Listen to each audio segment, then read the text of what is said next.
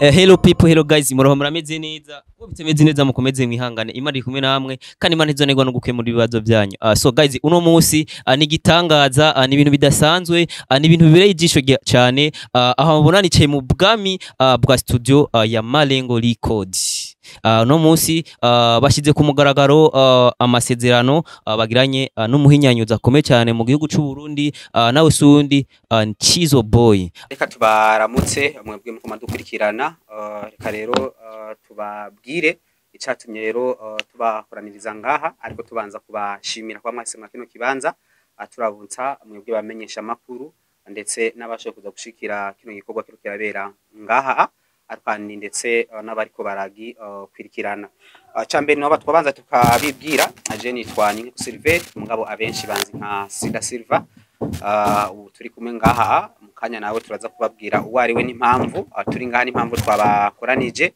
Rero kuri uyu wa kane ruheshi 2025 twabatumye kugira ngo mudufashe gushikana akure kino kintu tugomba tubabwira. Cyambere nkuko mubona ku mwambaro handitse Malengo Media. Malengo Media iri rero muri mwishira hamwe ryitwa Malengo Business Company. Malengo Business Company ikafise rero ibisata bitandukanye, harimo ino Malengo Media, akabamo kandi Malengo Record, ni studio, ni inzu y'ubuhinyanyuzi, ari kandi tukadufise kana Malengo Video Production mu gisata cha video. No kuvuga ko rero muri Malengo Business Company dufise ibisata bitandukanye, turafise na Malengo Movie, ariko muguno munsi cyane cyo tugomba duhagare ko tunababwire cyane ari mpamvu n'ubu ari ngaha ni no Malengo Record. Ni studio rero inyanyura imiziki ku baririmbyi, ariko kandi sabarimvyi gusa, ama company abakeneye ama publicité, ama jingle, ariko kandi kubakinya ama filme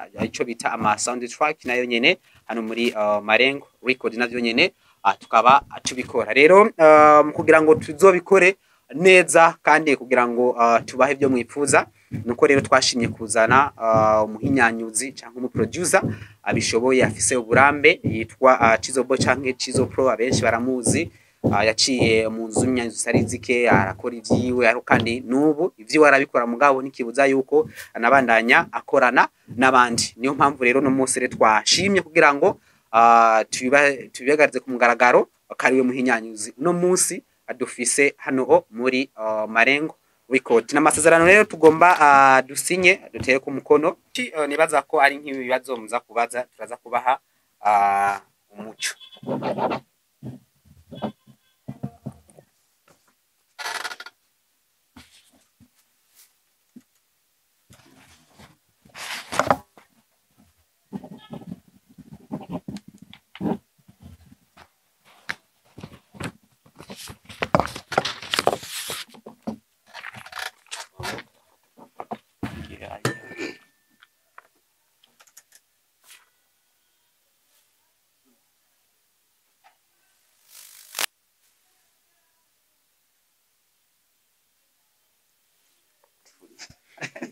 Nituonana.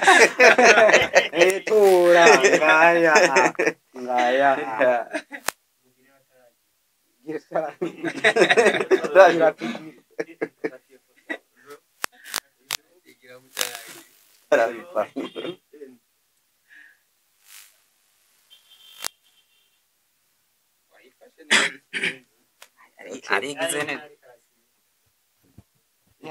Nibaza ko tukafata umwanya w'amafoto arakugira ngo agize ndacaye. Rero amasezerano arasimwe guhera kuri no ogenekerezo rya kane, tugiye rero gukorana nuno mu producer mwino nzu ya Malengo Record. Rero mugene mu bishikane kure, munabibutsa kandi ko akabe katavuna turi kuri promotion.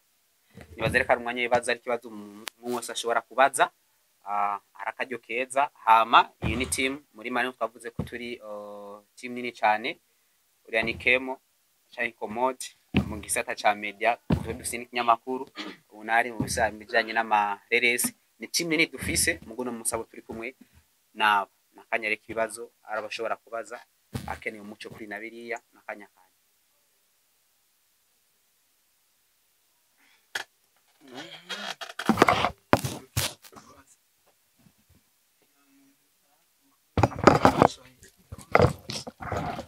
turabonana nanjye nitwa DJ Solite benshi basanzwe bazi nk'umu DJ ariko ubu nkaba n'umunyamakuru nyine ashobora kuba ariko akora yigenga. Akabazo nshobora kubaza icya mbere nawe ndabateye intege kuba mugize icimbiro nk'iki cyo kuba mushobora kugurura ino nyubakwa ibereye igiye gufasha kumbure mu bijyanye n'iby'umuziki. Mwavuze ku cyerekeye poromosiyo, umuntu ashobora kwibaza ati mbe poromosiyo nk'uko mubivuze ashobora kumviriza icyo yavuze bidasibye akavuga ati mbega poromosiyo yoba iri ku rwego rungana gute? Ashobora kuvuga poromosiyo ariko umuntu ashobora gutabara neza poromosiyo nuvuga kumbure urugero iriko. Nkaca mbaza ikindi kibazo ati ego sinzi yuko hora abaririmbyi musanzwe mufise muko murafasha kugira ngo nkuko muje mugira muteze imbere ino industry y'u Burundi canke karabo biteze gusinyisha amasezerano, ibindi byose ni byiza. Nico kibazo neza nogira ko nishura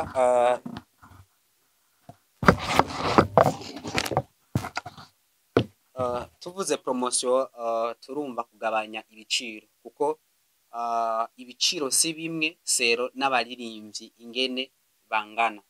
Rero tuvuze promotion uvuga ngo twagabanije kuko nk'akarorero hari gihe usanga nk'umu producer canke studio kanaka arashinze igiciro kiri standard hagati n'ibihumbi amajana tumwe tugiye kuri promotion twebwe ngaha twagize reduction y'ibice 30 kwijana mu kiringo c'amezi abiri. Rero iyo umuntu aje tukumva project nibaza ko zitaba zingana uko aronkuza ari nibaza ko producer yacishura cyane ko aruza keneye instrument zose n'igihe umuntu azaga ugasanga ni beat ni machine gusa.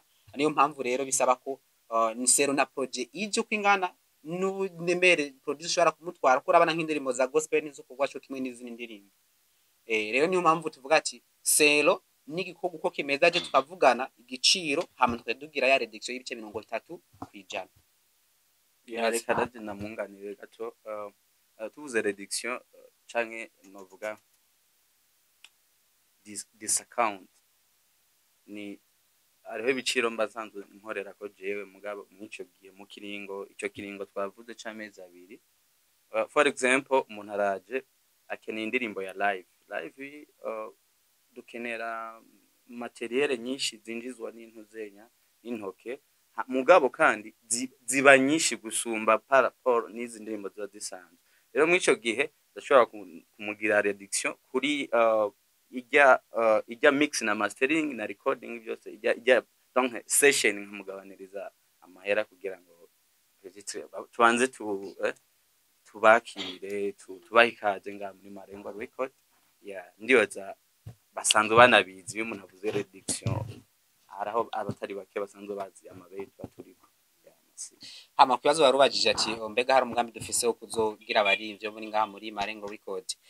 Ego cyane niyo mpamvu twavuze dutanze na promotion y'amezi abiri. Muri ayo mezi abiri mu baririmbyi twitwa turipfuza kwanza biri no muri project dufise nyuma y'amezi abiri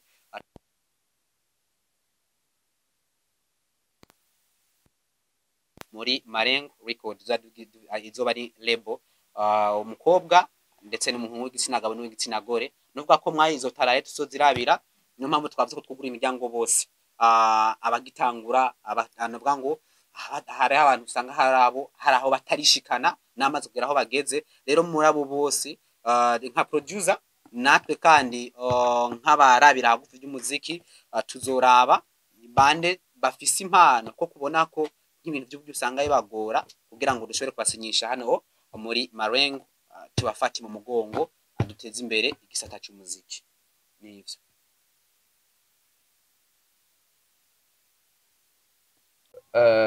Marengo Records iva muri Marengo Business Campus atubwiye Marengo Move Marengo Media Marengo Records ntihenze menga nivyo, ariko turavye umwambaro mwambaye wanditseko Marengo Media. Twaje ku gikorwa ca Marengo Records. Marengo Media na Marengo Records hambavu yuko bivyagwa na Marengo Business Company, vyoba bihuriye kuki? Ca kabiri, mwavuze yuko mufise dutambukira ku mbona kazoza y'igihugu 2040 2060, ariko tugiye mu ibwirizwa shingiro turahasanga ibibanza vy'igitsina gore, ariko turavye staff mufise nubwo mwavuze ko mufise staff nini, tuhasanga 100% igitsina gabo. Muri Marengo Records je nari kuvuga media kuko niyo ndanabona ivyo bintu vyoba vyubahirizwa. Ikibazo ca gatatu,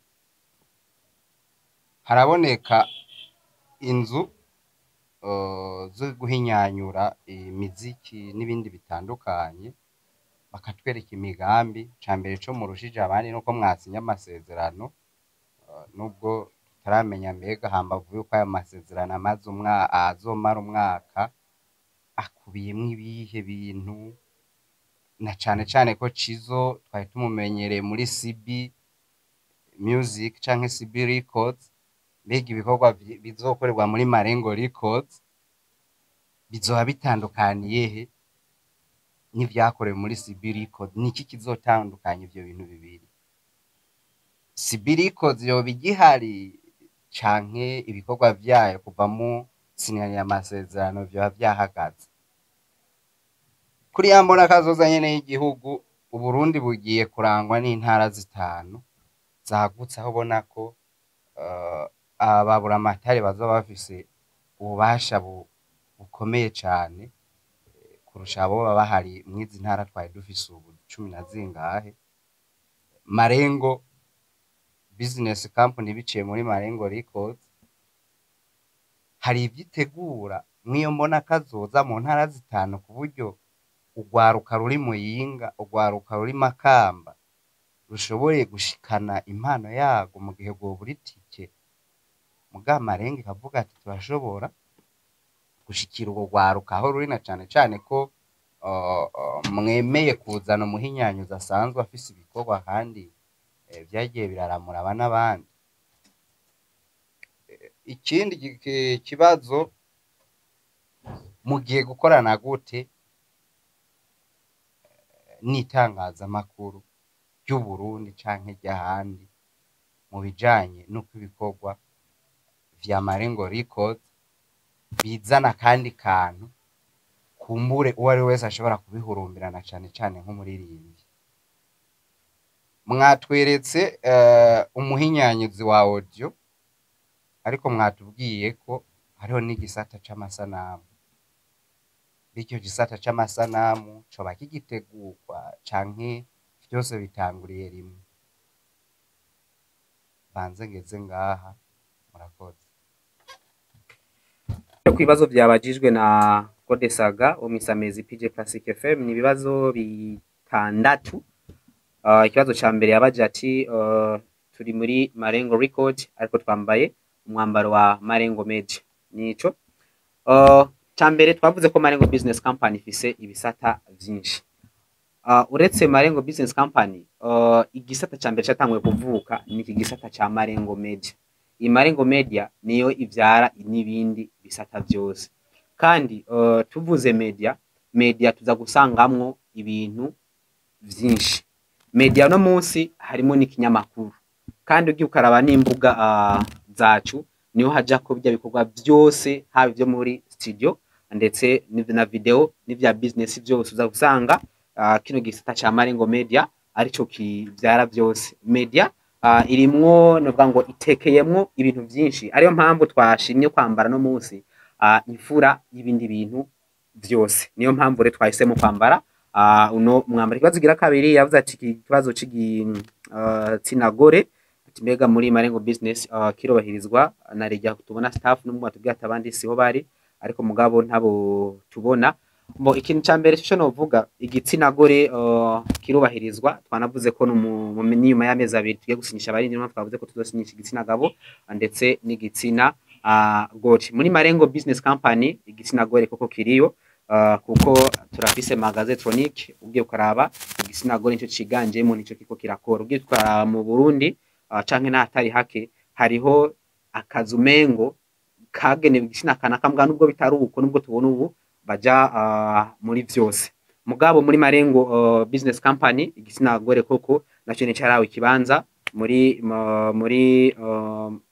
magaze electronique ni Marengo magaze electronique bariyo benshi nabo biganjemo, ariko kandi no muri media nuko gusa umwe twagwajeyo ngaha kuri reception nawe asanzwe ari umwigeme, ariko adufise n'umwigeme kandi w'umu camerawoman nawe nyene ari muri Marengo Business Company. Umva ko igitsina agore naco cubahirijwe, kandi yavuze ati nibaza kibazo shaka tuza kwishura, ndagira ico ndakivuze ko mugabo na producer aza kwishura ko ati mbega CB Music na Marengo Record bagiye korana gute, mbega CB Music tugiye tuyibagire cyane. Icambere cyo novuga nuko kuja kurondera Cizo, nuko twamusanze muri yo CB Music. Ikintu kihari nivyo tuko turakorana nk'umuhinyanyuzo ngahi wacu, ariko kandi iyo partenariat irahari ya Marengo Record na CB Music. Ikorwa bya CB Music bizobandanya, ariko kandi Marengo Record nayo nyene ikibuza yuko ibandanya. Dora tuyibona hatari hake, urashobora nk'akarorero hari abakinyi usanga ari kinira mu mugwi kanaka, nk'akarorero ndutanga Vinicius Junior afise akina muri Real Madrid, mugabo aheruka kugura equipe yoherezwa no kuduga icicaro ca mbere muri Portugal. Ntibivuza rero ko rero akina kandi abandanya afise novuga ngo n'abandi bantu ariko arashigikira. Cizo no mustri kumwe ngaha CB Music nayo ntiyibagiwe, nuko kandi bizobananya. Nibaza ko nawe yo acagira cakivuze ko hama ati mbega ku mbono kazoza ubutuza dufise intara zitanu, mbega Marengo Record itegura iki tegekanye iki nk'abantu agacike kazobagora kuva ruguru kugira ngo bashike hano i Bujumbura. Niyo tugitangura, ariko kandi tuzokomeza nk'igisata ca mbere twavuze shikisha ca Marengo Media ndetse cyane ku kinyamakuru, nuko ubu turiko turarondera muri zo ntara zose abo twikokita aba correspondent dukorana mu ntara hagati, kugira ngo ari amakuru abereye Butanyerera canke Ibumbu canke Iburunga, kugira ngo dushobore kuyasanga ku mbuga zande za Marengo Media. Hama gisata cy'umuziki naho nyene ntitwacibagiye wagatike kagora, nuko twavuze ko ubuhinga bwa none ubu burahari hagati mu gihugu naho nyene hatari hake hariho ama studio arashobora kurungika amajwi producer akakora nkuko dukorana. Nibaza ko uri Makamba bitogorana cyane nk'uri muri Australia canke muri America, nuko tuzokora. Hama ikindi ati mbega tuzokorana gute n'ibinyamakuru, journalisme ni quatrième pouvoir, tuzokora n'ibinyamakuru kandi navyo twifuza. Niyo mpamvu twahamagaye mwebwe, tutahamagaye motari, dukeneye mwebwe kugira ngo dukorane kandi mudufashe, kandi tuzobitura. Nitwabitura kandi muzotwakire, ari byo dusabwa byose biza mu biyago, kandi nimwe gisata ca mbere dufata ko arico kizodushikana kore. Kuko nimba no musi mbwe na mukatu, nimba no uyu musi mugiye kutubwira yuko mugiye kubwira bene gihugu yuko no musi aro studio azi ku mugaragaro nyamasera n'umuhinyanyuzi, ariko ibikorwa navyo kandi nimwe muzobivuza. Ni nayo mpamvu ibikorwa bizokorerwa ngaha tuzokora n'ibinyamakuru, haba ku muririmbyi tuzora mu biganiro tuyaga, kugira ngo ibikorwa byakorewe ngaha bice mu binyamakuru. Ayo masezerano azohaba ibinyamakuru nivyo tuzoshira imbere cyane, no gusumvya ibindi bisata. Hama yabajije ati mbega kuwa video naho gute, ko mwavuze n'igisata cha video ko kihari, ati mbega kiracatunganywa cyane. Twavuze ko twagiye turavyara kimwe kimwe no musi kirahari, na turacafise abenshi dukorana, ariko ntituragera aho tubishira imbere y'abanyamakuru kugira ngo dufise amasezerano, tugasinya amasezerano, kuko dusinya amasezerano uko ibiyago byose biba vyaheze. Hari abadahita two turakorana no musi, hano twa Sheriff, twa J Smith, ni benshi two turakorana, hano twa Johnson, hano twa Kema, abo bose two turakorana. Mugabo nuko dukeneye muri video naho gukomeza nk'icya audio mugabo uyu munsi utwituye muri Marengo Media mwaba director bose urahitamwo kandi byose biragenda neza. Hanyuma mu minsi vuba atari kera naho nyene tuzobahamagara tubabwira ati bere mixita ja video naho nyene uyu ni wari kwisonga mugabo kitabuza ko n'abandi tuzokorana kuko no munsi twakira bose ari ufise mariage nta kibazo, ari ufise anniversaire nta kibazo, ari ufise imanza zimwe z'umubabaro novuga nk'izimfu amanterema iki za diplome vyose muri Marengo video production byose birahari. Abafise ibiteramo abafise ibikorane bose hano muri Marengo Record turabakira kuko dufise team nini kuko muri video si vya producer usanga kuri code nguru umwe, muri video bisaba team nini nayo rero niko turatunganya kugira ngo vuba nabo nyene tuba novuga ngo dushire ku mugaragaro amasezerano tuzosinyana. Nibaza ko kizosha yishura ikibanza cyagiranye na Marengo Record ndetse na CB Music. Merci. Merci Claude Saga kumbaza icyo kibazo. Hanyuma musanzwe iyo uvuze CB Music ni ikintu abantu bashye bamenye uko nyene twarakoze indirimbo z'abavera, twakoze indirimbo z'abarinoji, twakoze ibintu byinshi. CB Music novuga haro n'abantu je ndabizi bacitiranye, haro nabaza bambaza wewe niwe CB Music, wewe niwe nyene CB Music. Ni jewe rero CB Music iyo uvuze CB umaze kumvuga directement. Jewe nitwa Chizo Boy, ni C na B, ako narengeje ko ni music, ni CB Music, Chizo Boys Music. So jewe I'm an independent music producer, ndashobora gukorana n'uyu sero n'amasezerano twahanye canke twahurije ko nkavuga nti bo reka mbanze nkine mwirya match mwirya equipe nkuko yabivuze, mbanze ndebe hariya naho ko ibitego byinjira.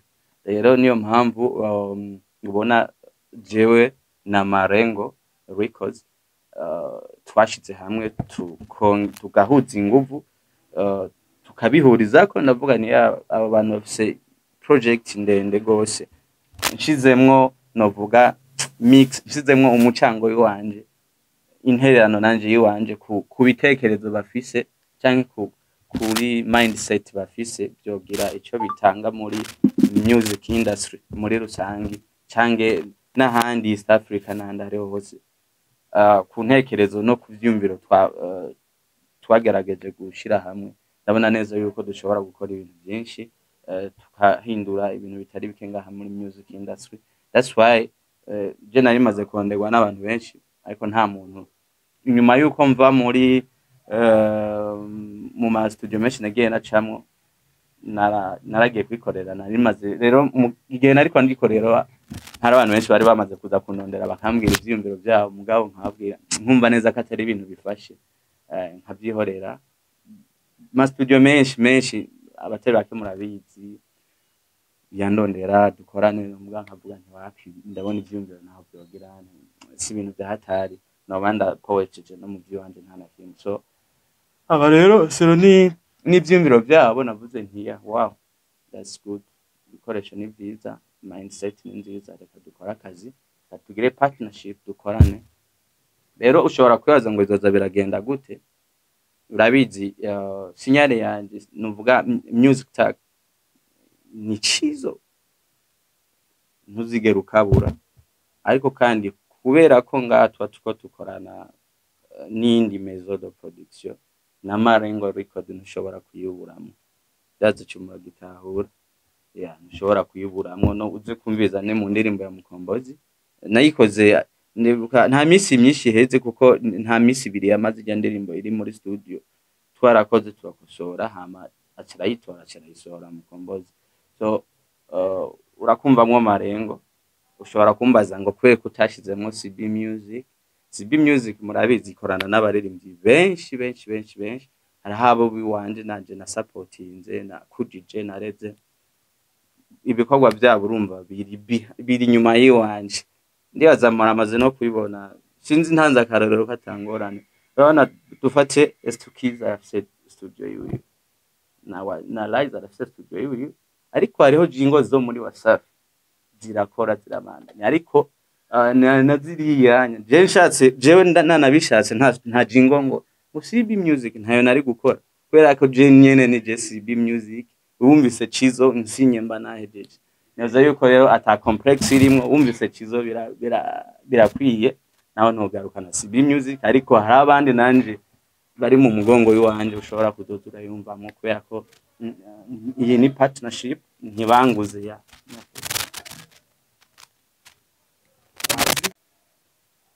ngaruke ku gitsina gore usanga tutaboneka ariko icyo washikirije wamwise kamera woman reka nawe ndamwite kamera girl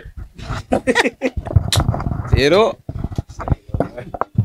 giye kuraba wavuze ko hariho kamera woman ndamwite kamera girl ariko kandi wavuze yuko ibice byose biserukiwe muri Marengo Business Company tugiye kuraba mu ruganda rw'umuziki abahinyanyuzi benshi usanga ari abagabo ari gitsina gabo ariko kandi mwavuze ko Marengo Records ije kugira ngo ikore nico twokwita ikosora twitege nko mu mwaka umwe canke mu myaka ibiri mubifatanije na Cizo ko tuzoronka nk'umuhinyanyuzi yitwa Jane canke Audrey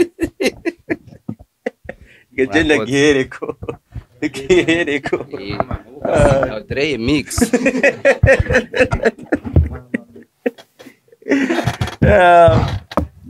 Claude Saga aratwenza cyane jewe ndamaze umwanya mutari mutonyi mugasi ndamunini cyane muri kano kazi kweri biragoye kubona umuhinyanyuzi w'umukobwa ari umuntu impamvu ndacishuye nihuta ari umuntu bita Vera mwese muramuzi Alvera Muhimbare ndibaza kuba atabizi nije nkora indimbo ziwe nka zose hafi ya zose hanyuma niwe yakunda kuvuga rero ngo jewe ngo ndashaka ngo ibyo bintu ngo je ngo ndabyige ngo rumba ari muri studio akagira ijya kujya ngo je ngo ngirira kangwa ngo dururu hava ngo rero ngo ashaka kubyiga ingorane rero ikunda kuba ndamaze kuronka n'abandi nka babiri ingorane ikunda kuba bagira faiblesse sinzi rero kari ya ngorane bavuga ngo hari ubuzi bwagenewe n'aba bagira intege nke aje agafyonda igitari rimwe kumva kira babaza ngaha aca giheba niyo ngorane nibaza kari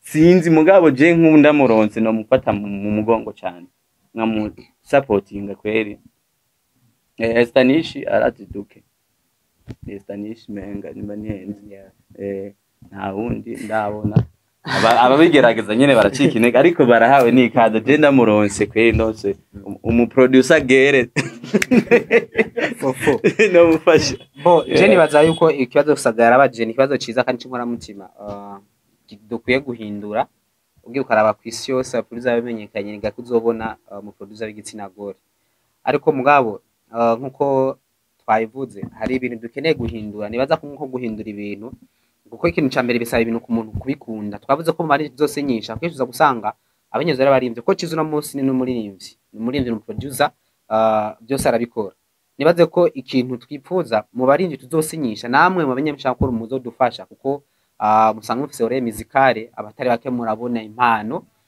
niyo mpamvu tuzokorana namwe kugira ngo turondere izo mpano nuko mu byo nipfuza amazandi zosinyanirana no muririmbyi nuko azoba afise umwanya uhagije kwitaho by'umuziki biraryoshe muririmbyi ashobora kugenda muri studio ashobora kwitangurira project akavuga ati akantu ubona umwuka ampereza kuko benshi byukaraba singa haba mu Burundi no hanze n'umuproducer nahaba afise izina rinini ntihabo hari ukuntu project ashaka kuyirunka kundi muntu ashobore kumaririza project swate nimbari mixing canke mastering kugira ngo ashobore kumumarira so nico kintu kivuza muri abari dosinyisha ngaha nzomusaba ko azafise umwanya uhagije wo kwiga n'ivyo bintu instruments zose dufise ngaha igitara akaba acako buri kintu cyose kuko azafise n'umwanya ukwiye na Cizo kugira ngo dushobore gufashanya Cizo nashaka kuzovuga ati burya kuno muri njye mbona ngaha nawe hari ibyo hari umenya afise mu ntuze muri production reka ndamubahe canke tuzokora nawe uzosanga dufise izo rema zose je nibaza ko ari ico sinzi ko hari ikindi kibazo kugira ngo turangize. ikibazo ciza je ari no muri CB kandi Marengo n'umuryango wagutse uko mwabivuze jewe nisabire muri Marengo Records mu gutembereza muri Marengo business umuntu avuze business aca yumva ko ibintu ari sawa hoba hari ingendo mu masezerano mwasinyiraniye ingendo shuri kuko ntawe ukura ingendo shuri zitegekanijwe ku muhinyanyuzi wa Marengo Records nkuba agatembera nko mu bihugu bifise production imaze kuja ku kwego kurusha ngaha Nigeria n'ibindi bihugu hari n'ibindi bihugu bimaze gutera imbere muri business y'umuziki ndetse na production kuko imbere yuko utera intambwe ubanza kumenya aho uva naho ugera aho bari ingendo shure ku muhinyanyuzi wa Marengo Records soba zitegekanijwe na cane cane muri kwa gukabura bwa bumenyi yari afise yego ni bwiza ariko Amarengo ishabushikana ivuge ati cizo turamurungitsa kugira ngo yongeze ubumenyi yongeze ubumenyi kubwo yari afise nabwo nyene usanzwe ufise ibyo bwawe ko urafasha mu ruganda ikindi naco udashobora gushika ngaha ibikorwa vya Marengo Records canke service za Marengo Business Company nka zose ashobora kuzikura he kuziraba he kuko company nyinshi usanga zifise nk'imbuga ama site web n'ibindi murashobora kutwibutsa hama hari izindi kuko hariho ama studio iyo ariko arahinduka aranahindura no kuntu yakira abantu mbega umuntu ashitse muri Marengo Records azokwakirwa gute aho nashitse bashikiriza ibintu by'amasarade ndihereza mbega hari akantu nyimba ari umukiriya imba ari umushitsi ageze muri reception hari ukuntu yakirwa bitandukanye n'ibindi dushaka ko twaje kubariza ariko baradukurikirana kugira ngo tumenye ivyo hambavu yaho shime kwa mwadu hisemo kugira ngo tuze ngaha ariko Marengo business yubaho nizera ko muza kwidutembereza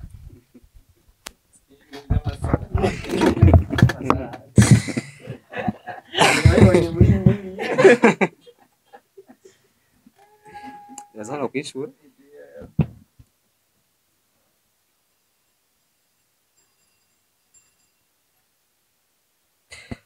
hari ibibazo bibajijwe kandi na Claude Saga ni ibibazo bigera kuri bitatu ca mbere ni ingendo shuri z'umuhinyanyuzi wacana muri Marengo Records Chizo Boy canke Chizo Pro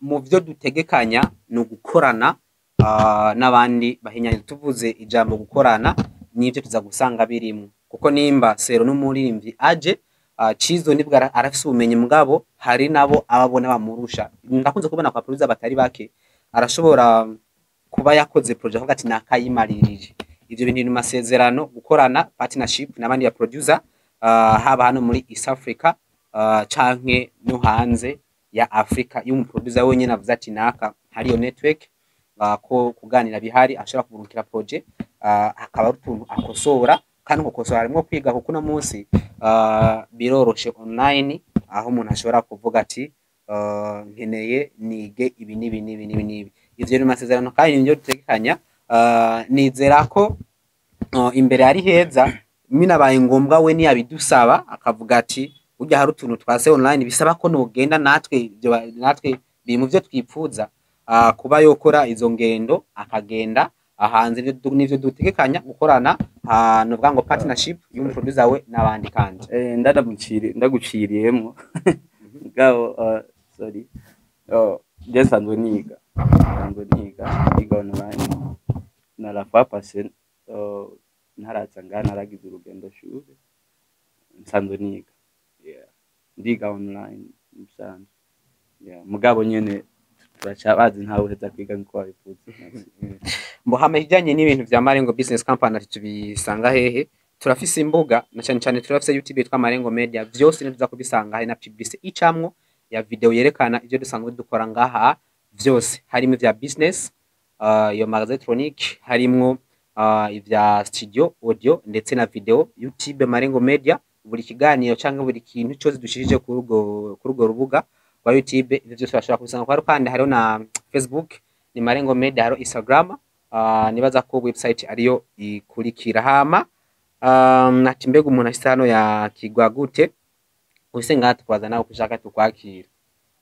Yego gusa ikintu cyari cyo kintu cya mbere, kuko hariho amategeko usanga agenga aho hantu, nko muri no studio sero n'umuntu hari nk'ibintu umuntu adashobora kwiherereza ngaha, nk'akarorero itabi, usanga twakira abantu batandukanye. nk'ubu nka wewe hari igihe ushitse nk'ahantu barinywera wumva umengo n'ivyakujanye oya, mugabo niyo mpamvu hariho amategeko twashizeho uburyo twakira abantu, ariko naho ntikibuza yuko tukubaza. Twavuze ko hasanga umwigeme mwiza hajya arakubaza akantu mushobora kugira ane kwifashisha kugira ngo nijwi mwajya amamiko kugira ngo rigende neza. Nabonye hari n'ikintu benshi n'ubuheruka harabaje ngaha bagumye baza ati mbega Cizo nkuko mwabonye noga kuko namwe afise studio afise izina, yavuze ko nawe hari n'abandi bamurundiye mugabo biranka ko bakorana. Ati mugabo nakunze ivyumviro vya Marengo Media.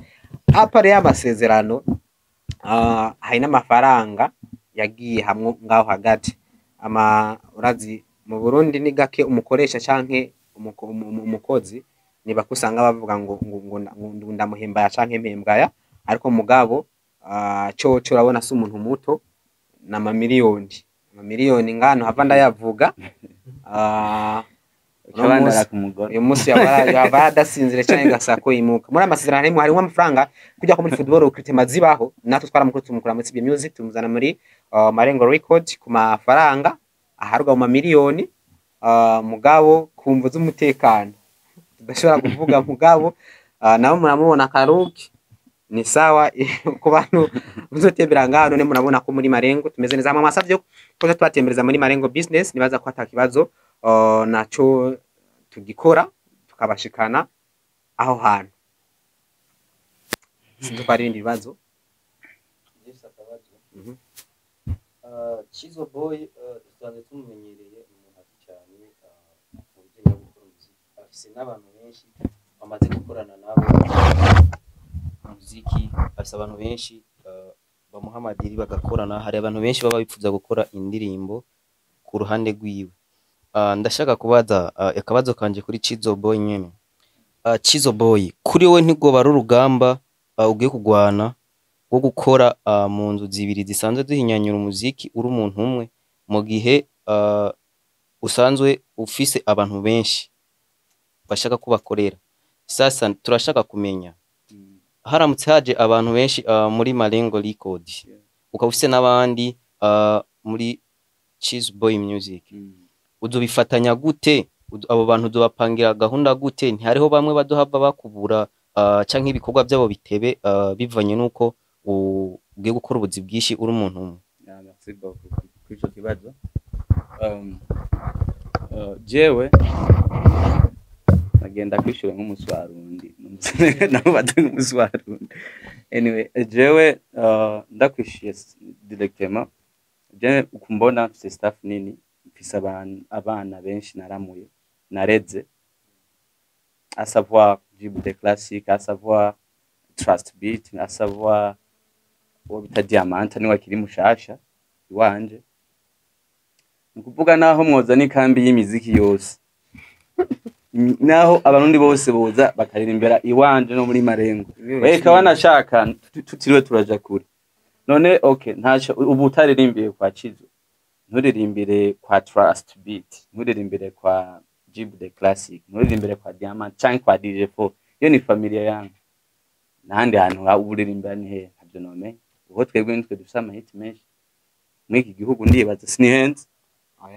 N'uwundi umwe sinomutaginga nta bandi mwiki gihugu. So urumva ko ni bya bindi nyene ushobora kuza ngaha ugasanga nacotse. Fisa abantu benshi ndashobora no kugubwira nti uyu na barakumfatira amajwi nagerenga muri make, naho ikambi yose yozi karirimbira muri Marengo business jewe ndafise ukuntu nshobora kubimanaginga byose nk'uko namye ndabikora kuva kera. nibaza nongeye ko tuvuze company si umuntu umwe ni umugwi w'abantu benshi.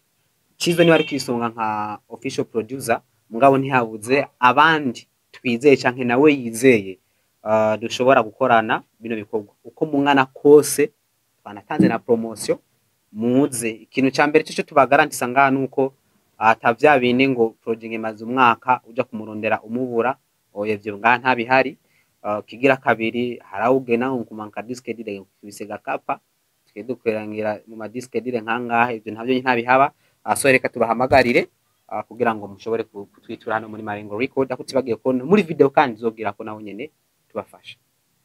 Nimba atari banga igiciro cyo muri Marengo Record bo twavuze ibinyenye n'ibiciro nta igiciro kipes twavuze yuko nkuko yabivuze nawe nyene hari ubuza keneye live recording hari ubuza nk'indirimo za gospel cyo kimwe nizo zindi ndirimbo.